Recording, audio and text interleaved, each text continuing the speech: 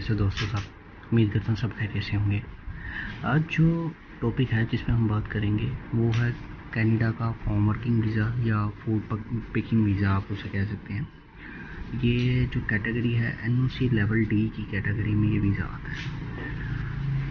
मेरा जो मेन मकसद है इस टॉपिक के ऊपर वीडियो बनाने का वो यही है कि आपको मैं बता पाऊँ कि क्या ये वीज़ा असल है या नहीं, ये मिलता भी है या नहीं। क्योंकि आजकल मैं आगे कुछ दिन पहले ही मैं चेक कर रहा था कुछ अपने फेसबुक और इंस्टाग्राम पेजेस पे बहुत से ऐसे कंसल्टेंट्स हैं हमारे जिन्होंने ये ऐड लगाए हुए थे कि आप कनाडा जाए बगैर एजुकेशन के, बगैर आइल्स के, बगैर इंटर मैट्रिक के और $1400 पर मंथ सैलरी पे आप काम कर सकते हैं। काम क्या है, मशरूम पिकिंग या फ्रूट पिकिंग या फार्मिंग टाइप का। तो ये सब जो है काम ये एनओसी लेवल डी कैटेगरी के वीज़ा में आते हैं। तो इस जो वीडियो है इसमें मैं यही बताऊंगा आपको जाके कि क्या ये वीज़ा रियल है कि नहीं, और ये पाकिस्तानी, इंडियन, बांग्लादेश वगैरह के लोगों के लिए या वो लोग इस वीज़ाज़ के लिए एलिजिबल हैं या नहीं, और ये वीज़ा किस तरह मिल सकता है, इसके बारे में डिटेल आज मैं आपके साथ डिस्कस करूँगा। बात करेंगे सबसे पहले वो होगी कि ये फार्म वर्किंग वीज़ा या फूड पिकिंग वीज़ा होता क्या है और ये किस तरह मिलता है। बेसिकली ये जो वीज़ा है इसकी जो ड्यूरेशन है वो 6 माह से लेके 8 माह, 1 साल, मैक्सिमम 1 साल तक होती है। और ये इसलिए लॉन्च किया जाता है ताकि इन केस अगर कनाडा में किसी ओनर के पास, फार्म ओनर के पास कोई अपना वर्कर नहीं है तो वो दूसरे मुल्कों से वर्कर मंगवाता है ताकि वो उसके फार्म पे जाके काम कर पाए। इनमें स्पेशली सबसे पहले जो इसका प्रोसीजर है वो ये है कि जो ओनर होगा फार्म का वो अपनी कंट्री में ऐड चलाएगा, ब्लॉग्स चलाएगा जिससे या न्यूज़पेपर पे इश्तिहार वगैरह देगा। ये इश्तिहार की जो लिमिट होगी वो 2 हफ्ते तक होगी। 2 हफ्ते में अगर उसे कोई एम्प्लॉय मिल जाता है फिर तो ठीक। इनकेस अगर कोई वो एम्प्लॉय हायर नहीं कर पाता कनाडा का किसी भी वजह से, तो उस टाइम वो ये जो इश्तिहार है ये सारी रिपोर्ट अपनी LMIA को के सामने जो है पेश करेगा। उधर वो बताएगा कि मैं 2 हफ्ते से मैं एम्प्लॉय चाह रहा हूँ लेकिन मुझे कनाडा से कोई एम्प्लॉय मिल नहीं पा रहा। तो रिक्वेस्ट है कि आप मुझे एक परमिट दीजिए या एनओसी लेवल डी वीज़ा की अप्रूवल दीजिए ताकि मैं किसी और कंट्री से बंदे हायर। इसमें सबसे पहले तो जो बात है वो ये देखने वाली है कि कनाडा का अपने आसपास की कुछ कंट्रीज़ के साथ, मोस्टली अरेबियन कंट्रीज़ के साथ कुछ ऐसा कॉन्ट्रैक्ट हुआ है कि जब भी इस तरह के एक डी लेवल डी वीज़ा आते हैं तो सबसे पहले उन कंट्रीज़ में से एम्प्लॉय को हायर किया जाता है। इसकी 2 वजह है मेन। एक, सबसे पहले तो वो इंग्लिश बोलना जानते हैं और दूसरा उनकी जो मिनिमम क्वालिफ़िकेशन होती है वो मैट्रिक, इंटर इतनी तो होती ही है। तो ये एक बड़ी रीज़न है कि उनको हायर करने की।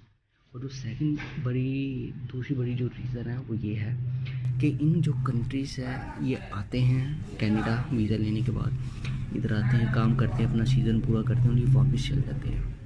इन केस अगर ये देखा जाए पाकिस्तानी, इंडियन और बांग्लादेश वगैरह के लोगों को, वो जब भी कनाडा में गए हैं उनका कुछ रिकॉर्ड पहले का अच्छा नहीं है। मतलब कि जब भी वो कनाडा में गए हैं तो उनकी कोशिश यही होती है कि वो PR हासिल करें। अब जो हमारा तीसरा पॉइंट है वो ये है कि आइल्स, जो सबसे ज़रूरी चीज़ है आइल्स। क्या आइल्स ज़रूरी है कनाडा के लिए या नहीं, स्पेशली इस फॉर्म वर्किंग वीज़ा या फूड पैकिंग वीज़ा के लिए आइल्स की रिक्वायरमेंट होनी चाहिए या नहीं। तो इसका जवाब मैं इस तरह से दूंगा कि जो हमारा LMIA फॉर्म है ये इंग्लिश में होता है। तो कनाडा कैसे किसी ऐसे बंदे को ये फॉर्म दे दे या उसका फॉर्म एडमिट कर ले जिसको इंग्लिश बोलनी ही नहीं आती। इस तरह तो नहीं होगा कि अगर आपको इंग्लिश बोलनी नहीं आती तो आपको कैसे वीज़ा मिल सकता है। उधर की पॉपुलेशन है, उधर के जो लोग हैं कनाडा के, वो सब के सब इंग्लिश स्पीकिंग है, तो इसलिए इंग्लिश बोलनी ज़रूरी है। अगर आप दूसरे वीज़ा देखें, स्टूडेंट वीज़ा या कोई और A लेवल कैटेगरी के जो वीज़ा हैं उसमें तो इंग्लिश की जो रिक्वायरमेंट है मिनिमम 6 to 6.5 के राउंड अबाउट है। ठीक है, मतलब कि 6 से आपको ऊपर मार्क्स चाहिए, ऊपर बैंड्स चाहिए। लेकिन अब जब ये आ जाता है third blue colour visa type के वीज़ा है, फॉर्म वर्किंग वीज़ा, तो इसमें भी क्या इसकी रिक्वायरमेंट होनी चाहिए या नहीं।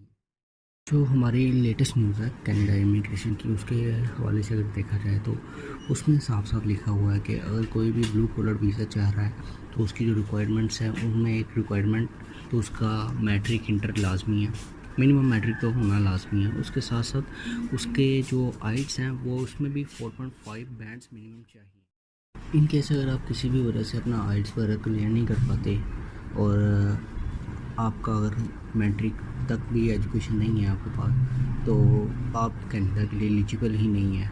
और कोई आपको कह दे या कोई कंसल्टेंट कह दे कि आपको वो कनाडा पहुंचा देगा, आप इतने उससे चार्जेस दे दें, तो ये बिल्कुल गलत बात है, वो नहीं पहुंचा पाएगा। ठीक है, लीगल तरीके से तो बिल्कुल भी नहीं पहुंचा पाएगा, क्योंकि लीगल तरीके से आप उनकी रिक्वायरमेंट्स के ऊपर उतरते नहीं। और जो फाइनली जो बात मैं कहना चाह रहा हूँ या जो मेरी आखिरी चीज़ है वो यही बताऊँगा कि ये जो वीज़ाज़ हैं, स्पेशली ये level D visa, form visa, इनमें स्पेशली इन कनाडा का अपने जो आसपास के कुछ 10-20 ममालिक हैं उनके साथ कॉन्ट्रैक्ट ऑलरेडी हुआ है। इनकेस अगर ये किसी को भी अगर फॉर्म पे काम करने के लिए कोई अपना एम्प्लॉयर की रिक्वायरमेंट हो, तो सबसे पहले वो अपनी गवर्नमेंट को बताएगा कि मुझे रिक्वायर्ड है बंदा जो मेरे फार्म पे काम कर पाए। तो उसके लिए उसे LMIA फॉर्म जो है वो फिल करना पड़ेगा, फिल करके जमा करवाएगा अपनी ESTC ऑर्गेनाइजेशन है उनको। वो आगे से वो फॉर्म अप्रूव करेगी, देन वो किसी एशियन या किसी जो भी उसके एम्प्लॉय जिसको वो हायर करना चाह रहे हैं उसके पास आएगा, वो अपनी कंट्री से उस फॉर्म की बेस के ऊपर वीज़ा के लिए अप्लाई करेगा, अदरवाइज़ नहीं। इसमें 90% चांस दूसरी कंट्रीज़ के हैं। एशिया का जो नाम है वो उसके जो चांसेस है बल्कि वो सिर्फ 10% है। 10% में भी स्पेशली वो लोग होते हैं कि जिनके कोई नेबर या कोई रिलेटिव्स कनाडा में काम कर रहे हों, वो रेफ़र कर दें या उनका अपना कोई फार्म वगैरह हो तो वो। अदरवाइज़ अगर आप कहें कि आपका कनाडा में कोई जानने वाला नहीं है और इसी तरह कोई वैकेंसी आई है कनाडा के फार्म वर्किंग वीज़ा की या उधर की जॉब आई है, तो आप उधर अप्लाई कर दें और आपका वीज़ा हो जाए, तो ये इम्पॉसिबल सी बात है। मे बी कोई 1000 में से कोई एक का चांस या उसकी 12 लाख उसका काम हो जाए तो हो जाए, अदरवाइज़ इसके चांसेस बहुत ही कम हैं। तो मैं तो आपको यही रेकमेंड करूँगा कि आप इस फॉर्म वर्किंग वीज़ा वाले चक्कर में ना पड़िएगा। अगर मुझसे पूछा जाए तो मैं इस वीज़े के हक़ में बिल्कुल भी नहीं हूँ, क्योंकि इसमें वीज़ा लगने के चांसेस बहुत कम हैं। तो इसलिए मैं तो रेकमेंड करूँगा कि आप लोग इस वीज़ा के लिए अप्लाई ही ना करें, कि ये जस्ट वेस्ट ऑफ टाइम और वेस्ट ऑफ मनी है, इसके अलावा कुछ नहीं। इसके अलावा अगर आप फिर भी अगर जाना ही चाहते हैं तो स्पेशली तो यही कहूँगा कि आप काइंडली अपना मैट्रिक इंटर तो वो लाजमी कीजिए और अपना आइल्स को बेहतर कीजिए। इन केस अगर आपका इंटर कंप्लीट है और आपका आइल्स भी क्लियर है, देन आप फिर अप्लाई कर सकते हैं अपने स्टडी वीज़ा के लिए, और उसके लिए अप्लाई करें। इंशाल्लाह उम्मीद है कि वो आपको जल्दी ही मिल जाएगा। मैं आपकी खिदमत में एक नई वीडियो के साथ हाजिर हूँगा। तब तक के लिए खुदा हाफिज़। जाने से पहले बेल आइकन पे क्लिक कर दीजिए और मेरे इस चैनल को सब्सक्राइब कर दीजिए।